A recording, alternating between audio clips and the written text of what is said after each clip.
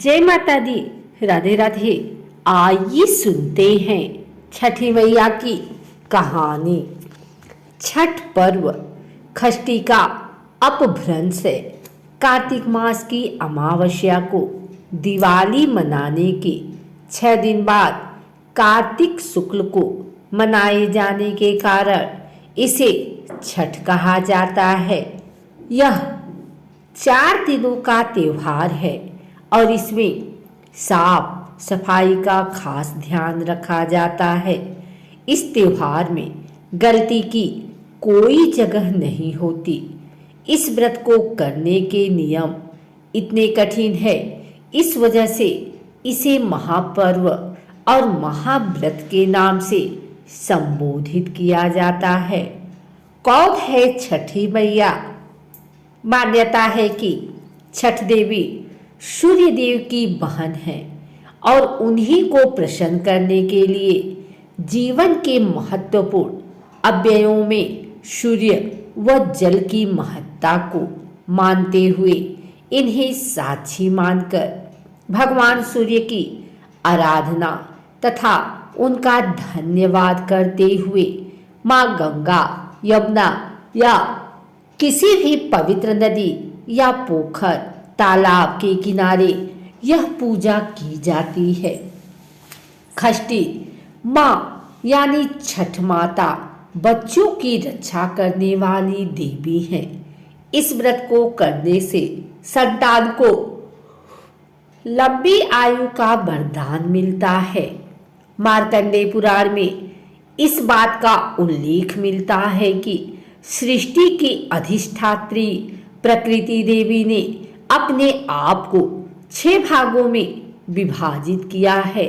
इनके छठे अंश को सर्वश्रेष्ठ मातृ देवी के रूप में जाना जाता है, जो ब्रह्मा की मानस पुत्री हैं। वो बच्चों की रक्षा करने वाली देवी हैं। कार्तिक मास के शुक्ल पक्ष की षष्ठी को इन्हीं देवी की पूजा की जाती है।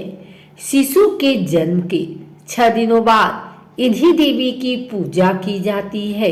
इनकी प्रार्थना से बच्चे को स्वास्थ्य, सफलता और दीर्घायु होने का आशीर्वाद मिलता है।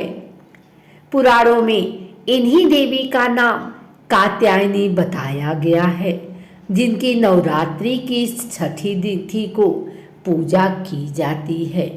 आइए सुनते हैं छठ व्रत कथा।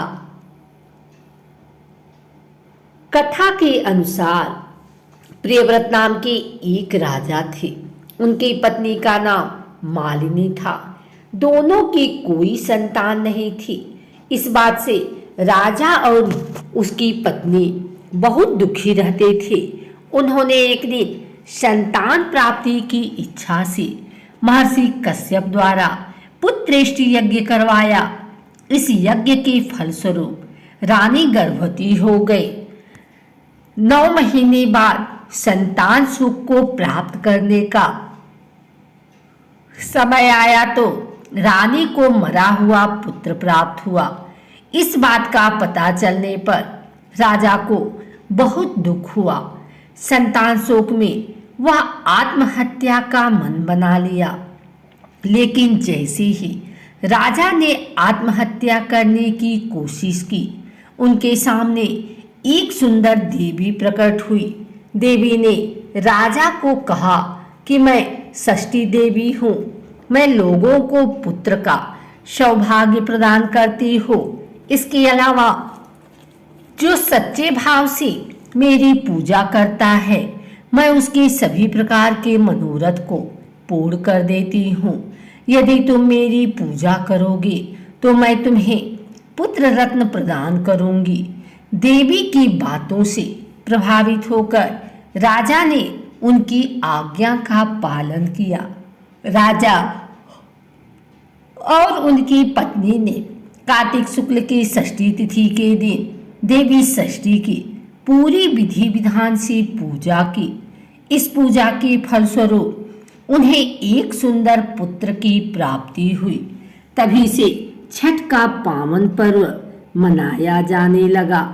छठ व्रत के संदर्भ में एक अन्य कथा के अनुसार जब पांडव अपना सारा राजपाट जुए में हार गए तब द्रौपदी ने छठ व्रत रखा। इस व्रत के प्रभाव से उसकी मनोकामनाएं पूरी हुई तथा पांडवों को राजपाट वापस मिल गया।